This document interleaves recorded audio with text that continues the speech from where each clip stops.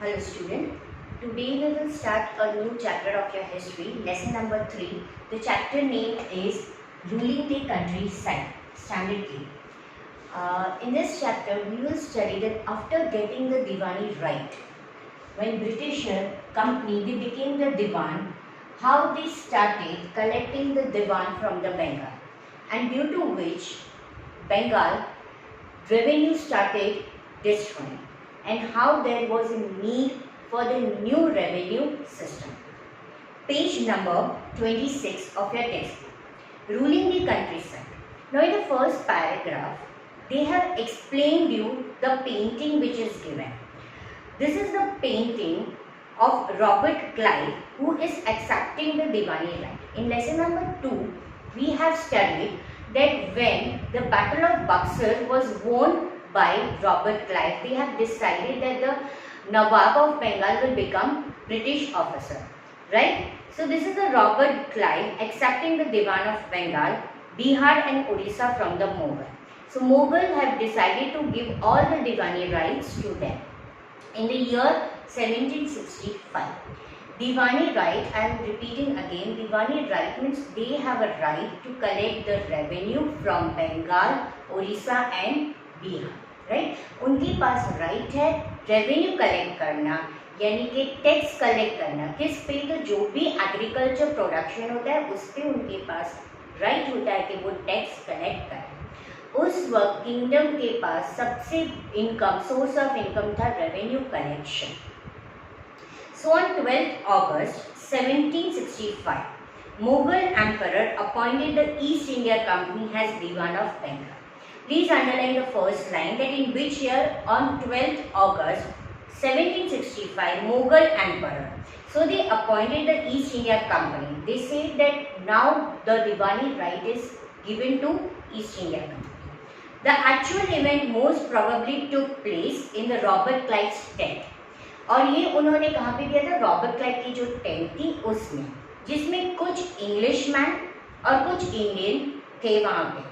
But जो painting हमें about, आपके टेक्स्ट बुक में ये जो अबाउ पेंटिंग बताई गई है, ये कुछ बड़ा चढ़ा के मैजेस्टिक वे हमें बताया गया है, ग्रैंड सेटिंग में बताया गया है, बट रियलिटी में वो रॉबर्ट क्लाइव के टेंट में हुआ था, जहाँ पे फ्यू इंग्लिशमैन थे और कुछ इंडियंस. तो पेंटर ने ये पेंट किया है, क्लाइव ने उनको ऑर्डर किया था तो पेंट करने के लिए, जिसकी वजह से रॉबर्ट क्लाइव की मेमोरेबल लाइफ के मेमोरेबल इवेंट रहे उनके पास. The grant of diwani clearly was such an event in British imagination. तो यहाँ पे जो पेंटिंग है वो रियल में ऐसा नहीं हुआ था, रॉबर्ट क्लाइव ने ऑर्डर किया था उसको इस तरह से बताने, डेपिक्ट करने के लिए. रियल में वो रॉबर्ट क्लाइव के टेंट में हुआ था. हैज दीवान company became the chief financial administration. तो जैसे ही उनको दीवानी राइट मिल गई तो वो चीफ फाइनेंशियल यानी कि मेन पर्सन हो गए एडमिनिस्ट्रेशन ऑफ फाइनेंस में, और उनके पास काफ़ी ऐसी टेरिटरीज कंट्रोल में आ गई. अब वो सोचने लगे कि कौन सी लैंड को कैसे ऑर्गेनाइज करे और किससे ज़्यादा रेवेन्यू रिसोर्स यानी इनकम वो गेन करे. और ये तभी हो सकता है जब वो ज़्यादा लैंड को ईल्ड यानी कल्टीवेशन में लैंड को डाले. अ ट्रेडिंग कंपनी ने डिसाइड किया कि वो कैसे भी करके मोर रेवेन्यू कलेक्ट करेंगे. Now I am coming to page number 27. Over the years company also learn that they are the alien power, right, यानी कि वो बाहर से आए हैं और उनको बहुत ज़रूरी है कि यहाँ पे वो प्रॉपरली रूल करना चाहे, और अगर सारी अथॉरिटी एंजॉय करना चाहे तो उनको टोटली यहाँ के लोगों को समझना पड़ेगा. Okay, so we will start with revenue for company. अब जब उनको कंपनी ने रेवेन्यू कलेक्ट करना शुरू किया तो उन्होंने क्या किया? कंपनी हैड बिकेम द दीवान, पर कहीं ना कहीं वो मोस्ट ऑफ पहले तो क्या कर रहे थे? ट्रेडिंग ही कर रहे थे. अब उनको इस रेवेन्यू इनकम से एक सिस्टम शुरू करना था, अफोर्ड डालना था कि वो रेवेन्यू इंक्रीज करे, जिससे जो भी रेवेन्यू उन्होंने टेरिटरीज में से कलेक्ट किया हो उससे वो cotton cloth, silk cloth cheaply possible वो बाय करे, यानी सस्ते से सस्ते बाय करे. और विद इन 5 ईयर्स जब वो दीवान यानी कि जब वो रेवेन्यू कलेक्ट करना शुरू किया, within 5 years value of goods bought by the company in Bengal double, Bengal में वो डबल हो गए। Before 1865 company purchase goods in India by importing gold and silver from Britain. पर जब उन्होंने रेवेन्यू कलेक्ट करना शुरू किया, अब वो क्या करते थे, अब उन्हें वहाँ से गोल्ड और सिल्वर नहीं मंगवाना पड़ता था। जो भी वो बंगाल से रेवेन्यू कलेक्ट करते थे उसी पैसे से वो सारी कमोडिटीज परचेज करते थे। कैसी commodities? Fine cotton cloth, silk cloth, cheap rate में वो यहाँ से परचेज करते थे। Soon it was clear that Bengal economy was facing deep crisis, जिसकी वजह से बंगाल की कंडीशन रिन्यूड हो गई यानी कि डिस्ट्रॉय हो गई। Soon Bengal territory what they experience crisis, क्योंकि जो भी रेवेन्यू था वो उन्हें कंपलसरी ब्रिटिश को देना पड़ता था। जो भी उस टेरिटरी में आर्टिशियन थे उनको वो विलेज छोड़ के जाना पड़ा।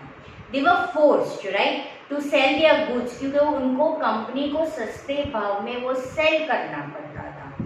पीजेंट्स उनकी ड्यूज यानी कि उनके टैक्सेस जो भी कंपनी डिमांड करती थी वो नहीं पे कर पाते थे। आर्टिशियन प्रोडक्शन धीरे धीरे डिक्लाइन यानी कम हो गया।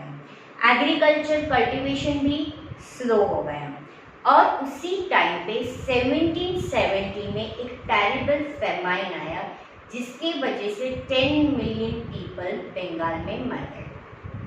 अबाउट 1/3 ऑफ द पॉपुलेशन वहाँ का वाइप्ड आउट हो गया। क्लियर? तो जब उन्होंने रेवेन्यू कलेक्शन ज़्यादा स्टार्ट कर लिया और उसी रेवेन्यू से चीप गुड्स वहाँ से बाय करना शुरू किया, तो जो आर्टिशियन थे उनको विलेज छोड़ के जाना पड़ा, क्योंकि उनके पास अभी जो भी आर्टिशियन थी वो सस्ते भाव में ब्रिटिशर को उनको सेल करना पड़ा। पीजेंट्स थे, उनके पास कुछ ऐसे ड्यूज रह गए थे तो वो पे नहीं कर पा रहे थे। आर्टिशियन प्रोडक्शन डिक्लाइन होने लगा, एग्रीकल्चर कल्टीवेशन स्लो होने लगा और इसी वक्त 1770 में टेरिबल फेमाइन आया जिसकी वजह से बंगाल को काफ़ी प्रॉब्लम फेस करनी पड़ी। That time Britisher decided that we should think about a settlement, एक permanent solution लाना चाहिए। Now first of all they decided to need to improve the agriculture। क्यों उन्होंने सोचा कि एग्रीकल्चर को इम्प्रूव करना है? क्योंकि रेवेन्यू कहाँ से आता था? एग्रीकल्चर लैंड से आता था। रेवेन्यू आता था, जो भी एग्रीकल्चर प्रोडक्शन होता था उससे उनका रेवेन्यू आता था। तो एक नीड आ गया कि कैसे भी करके एग्रीकल्चर को इम्प्रूव करना है, right? So when the condition of Bengal destroyed यानी कि वहाँ पे मनी की क्राइसिस काफ़ी, उनकी इकोनॉमी बंगाल की काफ़ी डाउन हो गई, तब उन्होंने सोचा कि एग्रीकल्चर को इम्प्रूव किया जाए। Page number 28 of your textbook, see over here a figure is given. Cornwallis was the governor general of India and he introduced a permanent settlement in 1793. Okay, Charles Cornwallis introduced a permanent settlement in 1793.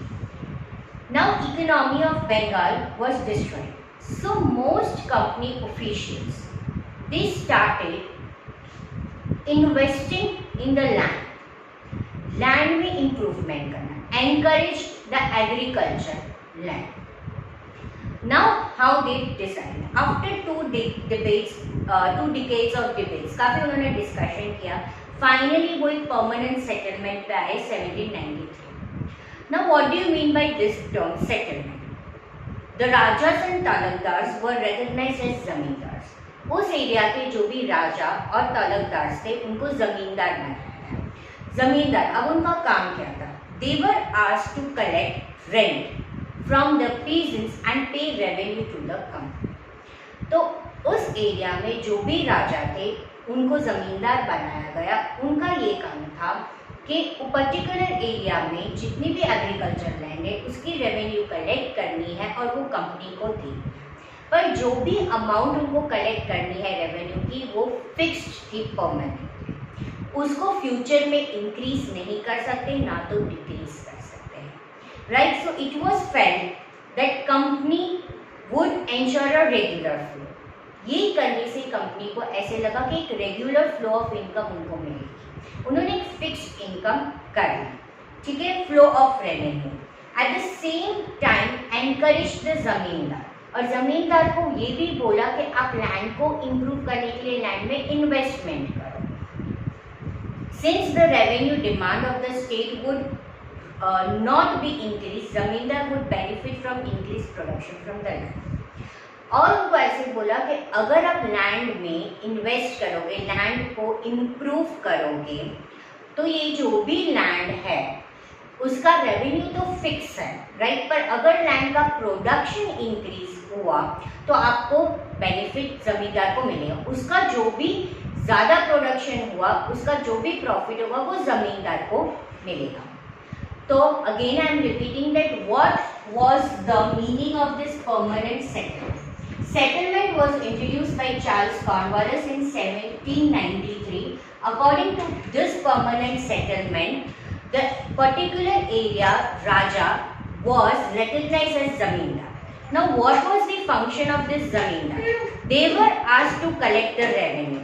उनको particular area में से collect करना था rent revenue और वो company को देना था। अब एक चीज ये थी कि ये जो भी रेवेन्यू था, उनका जो भी रेवेन्यू था, इसीलिए परमानेंट बोला गया था, वो फिक्स्ड रेवेन्यू था।